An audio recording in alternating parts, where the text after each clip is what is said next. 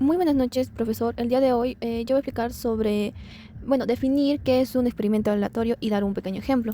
Bueno, en primero, un experimento aleatorio es aquel que no podemos saber con seguridad el resultado, aunque se realicen varias veces.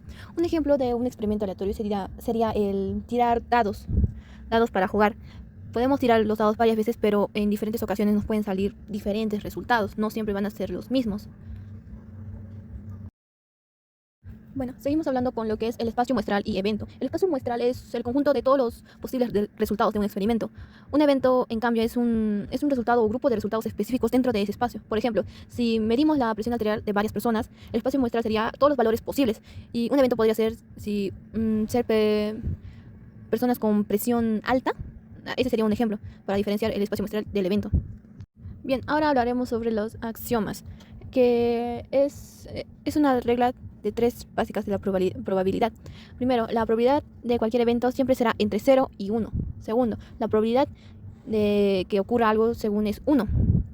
3. Si dos eventos no pueden pasar al mismo tiempo, la probabilidad de que ocurra uno u otro se obtiene si dos eventos sumando dos probabilidades. Estos axiomas son importantes porque son como la base de todos los cálculos de la probabilidad que usamos en estadística. Bueno, en quinto lugar tenemos lo que son eventos. Hablaremos sobre lo que son eventos de independientes y probabilidad conjunta. Dos eventos son independientes cuando uno no incluye en el otro, para saber la probabilidad de que ocurran los dos al mismo tiempo, siempre se multiplican la probabilidad de A por la probabilidad de B. Por ejemplo, que una persona tenga presión alta y ese mismo día llueva son eventos independientes. En sexto lugar vamos a explicar sobre la probabilidad condicional y la probabilidad total. La probabilidad condicional se usa cuando queremos saber la probabilidad de que ocurran algo, sabiendo que ya pasó otra cosa. Como por ejemplo, la probabilidad de que un paciente tenga la enfermedad, dado que tenga ciertos síntomas. La probabilidad total. En cambio, se usa cuando un evento puede pasar varias formas diferentes, ¿no? Como calcular la probabilidad de enfermarse considerando distintos grupos de edades o factores de riesgos. Algo así. En séptimo lugar, vamos a explicar las aplicaciones en tecnologías limpias. La probabilidad también se aplica cuando mucho en la tecnología limpia, como por ejemplo para estimar la probabilidad de que como fallas en paneles solares o turbinas ecoamigables, ecológicas, o como analizar datos sobre lluvias y contaminación del aire. Bien, en último lugar vamos a explicar sobre la importancia de conceptos de frecuencias relativas para la interpretación experimental de la probabilidad. Como la frecuencia relativa es simplemente cuántas veces ocurre un evento en relación con el total de intentos, es importante porque en la práctica la probabilidad se basa en la experiencia. Mientras más veces repitamos un experimento, más cercano será la frecuencia relativa de la probabilidad real. Bueno, ahora vamos a seguir con el siguiente tema, que es variables aleatorias discretas. El problema nos dice, un hospital quiere analizar la cantidad de pacientes que acuden al servicio en urgencias cada hora y nos dan una tablita, número de pacientes y la probabilidad. Primero tenemos que sacar la probabilidad de que al menos lleguen 2 pacientes al servicio de urgencias cada hora. Bien, acá ya lo resolví y interpretamos que hay un 80% de probabilidad de que lleguen 2 a más personas en una hora, sumando lo que viene siendo 0.05 más 0.15, que nos da igual a 80. Después esto, a 0.20. Después esto lo restamos 1 menos 0.20, que nos sale 0.80. Bueno, ahora seguimos con lo de valor esperado. Lo que tenemos que hacer es multiplicar en la tabla acá abajito. Tenemos que multiplicar lo que viene siendo 0 por 0.05, 1 por 0.15, 2 por 0.3, 3 por 0.25, 4 por 0.15, 5 por 0.1. Y así sacamos, ¿no?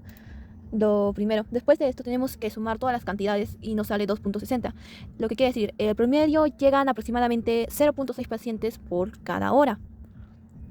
Y seguimos con lo que viene siendo la variancia y la desviación estándar. Bueno, primero tenemos que sacar lo que es número de pacientes que llegan, elevarlo al cuadrado y multiplicarlo por la probabilidad en el cuadrito. De ahí lo multiplicamos y sacamos la respuesta, ¿no? Después tenemos que sumar también estas cantidades. 0.15 más 0.20 más 0 más 2.25 más 2.40 más 2.50 nos sale igual a 8.50. Entonces la varianza sería 8.50 menos, entre paréntesis, 2.60 al cuadrado. Después calculamos esto y nos sale, calculamos lo que viene haciendo 2.60 al cuadrado, lo que nos sale 6.76. Por lo tanto, volviendo a sumar, a restar 8.50 menos 6.76, nos sale 1.14. Después tenemos que sacar la varianza, que es sacar la raíz, que la raíz de 1.74 es 1.32.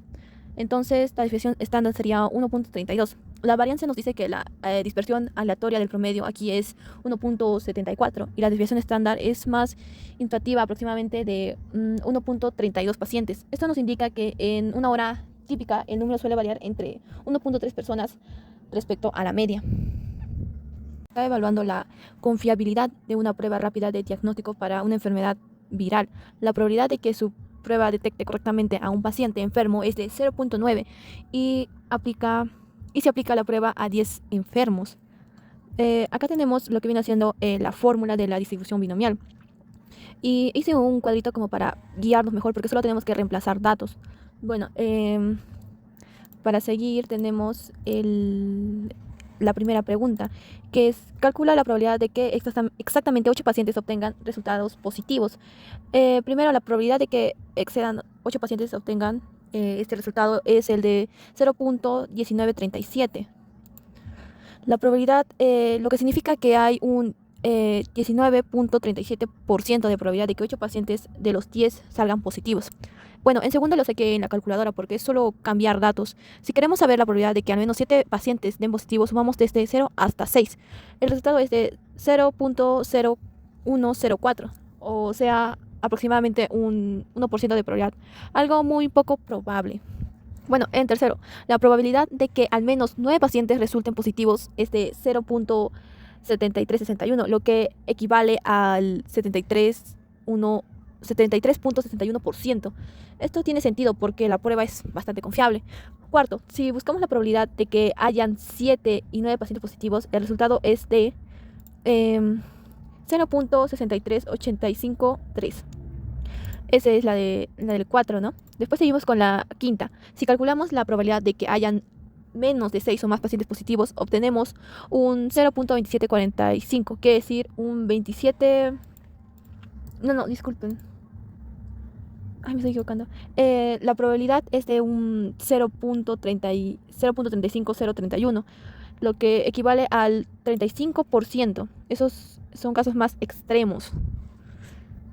Final, el esperado y la desviación estándar nos dan una idea general del comportamiento de la prueba. El valor esperado es de 9, lo que significa que en promedio se espera 9 de 10 pacientes estén positivos y la desviación estándar es de 0.95, lo que indica que los resultados suelen variar menos de un paciente arriba o bajo del promedio. Bien, ahora seguimos con la distribución de Poisson. Una empresa de energía renovable registra el número de fallas en los sectores de control en una planta solar. El promedio ocurre 3 fallas por semana. Primero lo que vamos a hacer es la probabilidad exacta, 2 fallas. No, tenemos que usar la fórmula de Poisson. Y según la tablita que hice, y la verdad es que lo saqué por calculadora porque se me hace mucho más fácil, nos sale un resultado de 0.2240. Dicho de otra forma también, 22.40% de probabilidad de que hayan exactamente 2 fallas en una semana. Después seguimos con la probabilidad de que menos de 2 fallas. Según mi tablita, nos dice que es el 0.1991, es decir, el 19.91%. O sea, casi 1 de cada 5 semanas tendrá al menos de 2 fallas. Bueno, la probabilidad de que haya menos de 4 fallas, calculando esto, y da aproximadamente 0.3528, es decir, el 35.28%. Eso significa que poco más de una de cada 3 semanas habrá 4 o más fallas. Después tenemos entre 2 y 5 fallas. Sumando el P2 a P5, resulta que hay un 0.7169, o sea, es un 71.69%. La mayor parte del tiempo veremos 2 y 5 fallas por semana. Después seguimos con menos y a más de 5 fallas. La probabilidad de que hayan 0 fallas o más de 5 fallas aproximadamente es del 0.1337, es decir, el 13.37%. Son casos más extremos, o ninguna falla o pico más grande de las fallas por semana, ¿no? Después seguimos con el valor esperado de la desviación estándar. El valor esperado de la media son 3 fallas por semana. La desviación estándar es de 1.73 fallas. Eso nos quiere decir que el promedio de la variedad es alrededor de 1.7 fallas. Después seguimos con la probabilidad condicional. Si hubo al menos 2 fallas, ¿qué probabilidad que sean exactamente 4? El resultado es aproximadamente 0.2098, es decir, 0.98%. En otras palabras, sabemos que hubo al menos 2 fallas, hay un 21% de probabilidad de que hayan sido exactamente 4, porque podemos redondear el 20.98%, ¿no? Ahora seguimos lo que viene siendo la distribución normal. El siguiente problema nos dice: la temperatura corporal de adultos sanos sigue una distribución normal, con media del 37 grados y desviación estándar de 0.4 grados.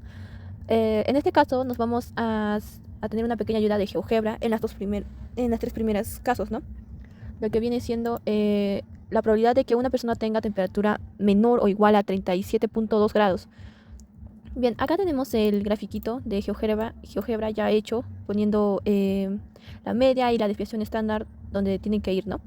Y nos sale el resultado de 0.6915, que es lo que nos dice en nuestra tablita, solo que está redondeado. Después, en la siguiente también nos sale el mismo resultado, por eso ya no hice otro gráfico. Después seguimos con lo que viene siendo la probabilidad de que la temperatura esté a 36.5 grados a 37.3. Bien, usamos GeoGebra y nos sale 0.6677, igual que en nuestra tablita de acá arriba. Después seguimos con la probabilidad de estar fuerte del intervalo de 37 grados y 37.4, lo que nos sale el resultado de 0.2546. Un 25.5% de las personas que tienen temperatura fueron del rango considerado normal. Bien, ahora seguimos con lo que viene siendo si se sabe que la temperatura supera el 36.9 grados, ¿cuál es la probabilidad de que también supere 37.3 grados? Bien, según esta tablita nos da un valor de 0.37853 entre quienes tienen más temperatura, más de 0.37 grados. Solo el 21% supera los 37.3 grados. Bien. Siguiendo con la temperatura máxima del 45% con baja temperatura corporal.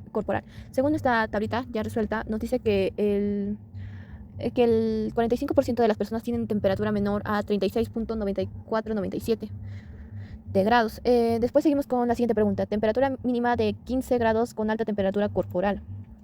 Solo el 15% de las personas tienen temperatura mayor a 37.41 grados. Y después en la tablita ya vemos lo que es la media y desviación estándar según el problema, ¿no?